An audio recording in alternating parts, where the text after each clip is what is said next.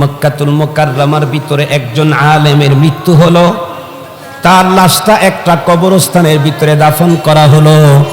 ওই ফ্যামিলিতেই বেশ কয়েক বছর পরে আর একজন নারীর মরণ হলো।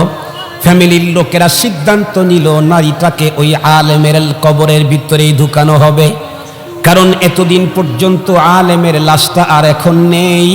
হয়তোবা কিছু হাড্ডি গুড্ডি পাওয়া যেতে পারে, এক সাইড করে নারীটাকে কবরের ভিতরে দেবে। হজের মৌসুম ছিল, নারীকে গোসল করানোর পরে কাফন পরানোর পরে কবরটা খনন করে যখন তাকে ওখানে ঢুকানোর জন্য প্রস্তুতি নিল, কিন্তু কবর খনন করার পরই দেখতে পারলো ইন্না লিল্লাহ, এটা আবার কি? মুসলমান সলিমউদ্দিন কলিমউদ্দিনের মুখের কথা বলছি না, হাকিমুল উম্মত মুজাদ্দিদুল মিল্লাত শাহ আশরাফ আলী থানভী রহমাতুল্লাহ আলাইহি ইস্তিহসানে কুফর ভি কুফর হ্যায়, এই উনওয়ান দিয়ে এই ঘটনাটা বর্ণনা করেছেন। ভালো করে শুনবেন বন্ধুরা আমার। দেখতে পেল দিব্যি মনে হয় কিছুক্ষণ পূর্বে নতুন একটা লাশ এখানে ঢুকিয়ে গেছে, কিন্তু উপরে তো বন্ধুরা আমার কবর খনন করার কোনো চিহ্ন নেই। অবাক হয়ে গেল। এরপরে কাপড়টা দেখে আরো অবাক, কারণ এই জাতীয় কাপড় আরবের ভিতরে লাশের ব্যবহার করা হয় না, সিস্টেমটাও এমন না।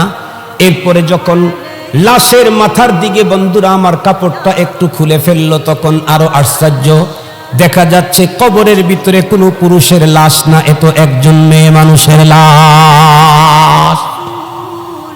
ভয়াবহ চিত্র। এরপরে মেয়ের চেহারার দিকে তাকায় বুঝতে পারলো এটা কোনো আরব্য মানুষের লাশ না। এই লাশ এখানে ঢুকলো কেমনে? মুহূর্তের ভিতরে খবরটা ছড়ে গেল। ইউরোপ থেকে একজন হাজি হজ করতে গিয়ে যখন এ খবর তার কানে আসছে, সে দৌড়ে আসছে, হাজার লোকের ভিড় ছেদ করে একদম কবরের সামনে গেল। প্রথম নজর তাকাইতে ইউরোপিয়ান হাজি মেয়েটাকে চিনতে পেরে উপস্থিত লোকজনকে বলল, আপনারা শান্ত হন, আমি বলছি মেয়েটাকে। লোকেরা তখন ভাবতে ছিল না জানি এই লোক তার আপনজন মারা যাওয়ার পরে সেই এই কাজটা করেছে। না না না, উনি তখন বললেন, এ হলো ইউরোপী এক সম্ভ্রান্ত পরিবার, খ্রিস্টান পরিবারের একজন মেয়ে।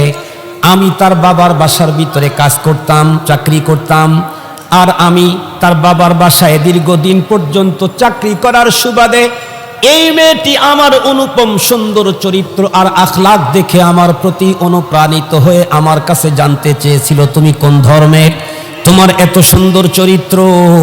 আমি তখন আমার পয়গম্বর সাল্লাল্লাহু আলাইহি ওয়াসাল্লামের ইন্নাকা লাআলা খুলুকিন আযীম, খুলুকে আযীমের বর্ণনা যখন দিতে থাকি, দিলের ভিতরে দিন দিন ওর অন্তরে মুহাম্মাদুর রাসূলুল্লাহর প্রেমের আগুন জ্বলতে থাকে। এক পর্যায়ে পয়গম্বরের প্রতি আসক্ত হয়ে যায়, দিনের প্রতি পাগল হয়ে যায়। গোপনে আমার হাতে হাত দিয়ে সে কালিমা পড়ে মুসলমান হয়ে যায়।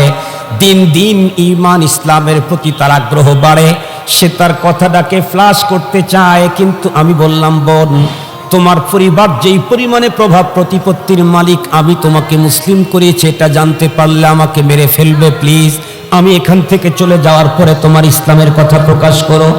দেখতে দেখতে আকস্মিকভাবে মেয়েটা এক সময় মারা গেল। ও যখন মারা গেল আমার দিলটা ভেঙে গেল। ওর বাবার বাড়ির থেকে আমিও চলে গেলাম, অন্য কাজে আত্মীয় নিয়োগ করলাম। আল্লাহ পাক সম্পদ দিয়েছেন, এবছর হজ করতে এসেছি। এই মেয়েটিকে যখন ওদের ইহুদিদের কবরস্থানে যখন সমাহিত করা হয়, দিল তখন আমার ভেঙ্গে চৌচির হয়ে যাচ্ছিল। দিলে বলতেছিল যে মেয়েটি আমার পয়গম্বরের ইসলামের মাহাসিনের উপরে আলোচনা শুনতে শুনতে ইসলামের জন্য এত পাগল, কমপক্ষে জীবনের শেষবারের মতো ইসলামের সৌন্দর্য দিয়ে যদি ইসলামী পদ্ধতিতে কবর দিতে পারতাম, কিন্তু সম্ভব ছিল না। আমি নিজেই ওকে ওখানে সমাধিত করতে উপস্থিত ছিলাম নিজেও। এখন আজকে দেখতেছি মেয়েটার লাশ এখানে মক্কাতুল মুকাররমায়। মক্কার আলেমেরা তখন বললেন, ইহুদি গোষ্ঠীর এই নারীর লাশ ইহুদি রাষ্ট্র থেকে মুকাদ্দাস আরজে মুকাদ্দাসে স্থানান্তরিত হওয়ার কারণ তো একদম স্পষ্ট। এখন কথা হলো আলেমের লাশ গেল কোথায়? এই ভদ্রলোককে বলা হলো, তুমি হজব্রত পালন করে তোমার দেশে গিয়ে এই মেয়েটার সমাধিস্থলটাকে খনন করে দেখার চেষ্টা করবা। এমন এমন এমন এমন লোকটা এমন এমন ছিল। উনি যখন চলে আসলেন, এক পর্যায়ে বন্ধুরা আমার ইহুদিদের বাড়িতে গেলেন। যাওয়ার পরে যখন বললেন আমি তো হজের সফরে তোমার মেয়েকে মক্কায় দেখে আসলাম, ওরা তো বিশ্বাসই করতে চায় না। বলে চলো, বিশ্বাস যদি না হয় তোমার মেয়ের সমাধিস্থলটাকে এখন খনন করে দেখো, কিচ্ছু সেখানে পাইবা না। ওরা সত্যি কৌতূহল রওনা করলো। এক পর্যায়ে যখন মেয়ের সমাধিস্থলটাকে খনন করলো, খনন করার পরে ওরাও আশ্চর্যান্বিত হয়ে গেল, কিরে আমাদেরকে মেয়েকে কোন কাপড় দিয়ে কেমনে শোয়াইলাম, এ দেখি কোন কাপড়ের কেমন মানুষ। যেই সিস্টেমে মুসলমানদেরকে শোয়ানো হয় এই সিস্টেমে তো আর খ্রিস্টানদেরকে শোয়ানো হয় না। মুসলমানদেরকে যে কয়টা কাপড় যেই পদ্ধতিতে বন্ধুরা আমার পরানো হয়, খ্রিস্টানদেরকে তো আর সেই পদ্ধতিতে পরানো হয় না। এক পর্যায়ে মাথার থেকে কাপড়টা যখন খুলছে, দেখতেছে মুখের ভিতরে মুখ ভরা দাড়ি। তার মানে ওই আলেমের লাশ চলে আসছে খ্রিস্টানদের এখানে। কেন? আলমার উমান আহাব্বা। মেসেজটা মক্কাতুল মুকাররমায় পৌঁছিয়ে দেওয়া হলো। মক্কার আলেমরা বন্ধুরা আমার সম্মিলিত বসে টিম গঠন করলেন। এত বড় বুজুর্গ আলেমকে মুকদ্দাস জমিনে দাফন করার পরে আল্লাহ পাক কেন তার লাশটাকে ইহুদিদের ভূমিতে ট্রান্সফার করে দিলেন? যত মানুষের কাছে জিজ্ঞাসা করে আলেমের ব্যাপারে সবাই বলে দিনদার, সবাই বলে ভালো। শুধু ইবাদতে ভালো না, মুআমালাত মুআশারাত আখলাকেও ছিলেন অতুলনীয় একজন মানুষ। শেষ পর্যন্ত হুজুর তার কোথাও হুজুরের ডিফেক্ট খুঁজে পায় না।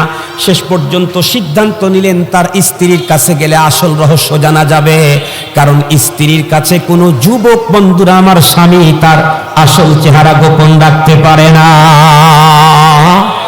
স্ত্রী ঠিকই জানে যে স্বামী যতই পাগলি পড়ুক আসলে ভিতরটা কেমন। বেগমের কাছে গিয়া যখন বলছে, বেগমও কান্না করে বলতেছে, কি বলবো, ইবাদত মুআমালাত মুআশারাত আখলাক সবটাতে আমার স্বামী অনন্য। আমার জানা মতে শুধু শরীয়তের হক না, আমার স্ত্রীর হক আমার স্বামী আমাকে যেই পরিমাণে আদায় করেছে এরকম লাসা নেই। সবাই বলেন না, সব বুঝলাম, তারপরেও কিছু একটা আছে বলো। মেয়েটি তখন কান্না ভেজা কণ্ঠে বললেন, হুজুর যেদিন থেকে শুনেছি সেই দিন থেকে একটা কথাই আমার মাথার ভিতরে বারবার উকি মারছে। বলে কি?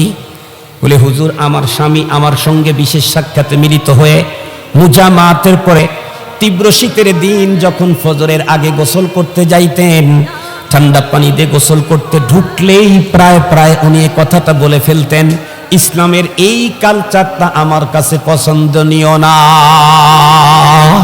নাউজুবিল্লাহ, তো আসতে বললেন। উনি বলতেন এই কালচার এই জায়গাতে খ্রিস্টানদের পদ্ধতিটা আমার বড় চয়েস।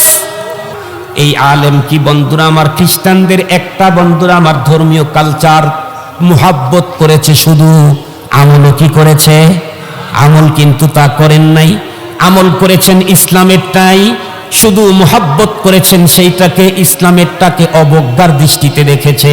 তাই যদি এত বড় তাহাজ্জুদ গুজার বন্ধুরা আমার আকায়েদ মুআমালাত মুআশারাত সব সুন্দর থাকার পরেও মুকদ্দাস জমিনে তাকে দাফন করার পরে আলমারউ মা মান আহাব্বা হিসাবে তার লাশটাকে যদি ইহুদিদের জমিনে স্থানান্তরিত করা হয়, ও যুবক ও যুবতী ও তরুণ ও তরুণী ও মুসলিম ভাই, আমি আপনাদেরকে জিজ্ঞাসা করতে চাই, আপনাদের অন্তরের ভিতরে নেইমার আর মেসির যেই প্রেম আমরা দেখতে পেলাম, বন্ধুরা আমার একজনরা যখন হেরে গেছে তখন কেউ কান্না করতেছে, কেউ খাওয়াই বন্ধ করে দিয়েছে। এটাও কি প্রেমের চিহ্ন না? আর একটু জোরে বলেন, এটাও কি প্রেমের চিহ্ন না? তুমি ওই মেসি ওই নেইমার হেরে গেছে এজন্য তুমি খাওয়া বন্ধ করলে, কান্না শুরু করে দিলে, আর তোমার পয়গম্বরকে কতবার কটূক্তি করা হলো তখন তোমার মুখে কোনো আওয়াজ বের হয় না।